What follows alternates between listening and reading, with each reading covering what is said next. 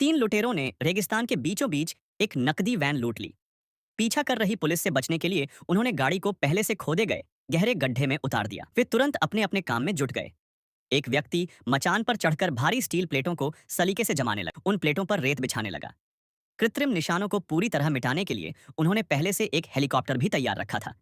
जैसे ही हेलीकॉप्टर गड्ढे के ऊपर मंडराया, कुछ ही मिनटों में उसके पंखों की तेज हवा ने आसपास की रेत को इतना समतल कर दिया कि वहां किसी खुदाई का आभास तक नहीं रहा। सब कुछ योजना के अनुसार चल रहा था। लेकिन तभी हेलीकॉप्टर के पायलट पिंटू ने दूर से आती एक पीली स्पोर्ट्स कार देखी। उसने तुरंत हेलीकॉप्टर नीचे लाकर स्पोर्ट्स कार के सामने आड़े खड़ा कर दिया।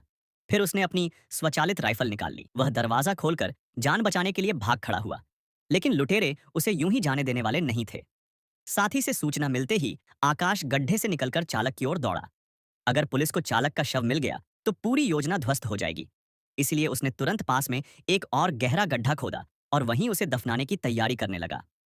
अभी वह सबूत मिटाकर खड़ा ही हुआ था कि सायरन बजाती एक पुलिस गाड़ी तेजी से उसकी ओर बढ़ती दिखी।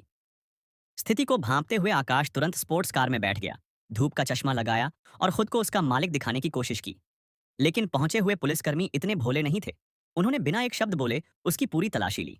उन्हें उसके पास से कुछ भी संदिग्ध नहीं मिला। बड़ी संख्या में पुलिस बल वहां पहुंच गया और पूरे इलाके में सघन तलाशी शुरू कर दी। उन्होंने 10 किलोमीटर के दायरे तक छान मारा, फिर भी नकदी वैन का कोई चिन्ह नहीं मिला। सबूत न मिलने के कारण पुलिस को आकाश को रिहा करना पड़ा। उसे क्या पता था कि जिस वाहन को वे 3 दिन से खोज रहे थे वह उनके पैरों के ठीक नीचे दबा था। आखिरकार खोज असफल रही और पुलिस बल वापस लौट गया। दूर से सब देख रहा आकाश मौका पाते ही फिर उसी गड्ढे की ओर लौट आया। लेकिन उसे अंदाजा नहीं था कि 3 दिन बीत जाने के बाद भी उसके साथी वैन का दरवाजा नहीं खोल पाए थे।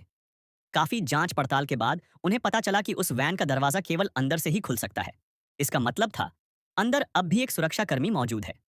उसे बाहर आने के लिए मजबूर करने हेतु आकाश ने तुरंत गैस मास्क पहन लिया। चैनल को सब्सक्राइब करो। आपको अपने मम्मी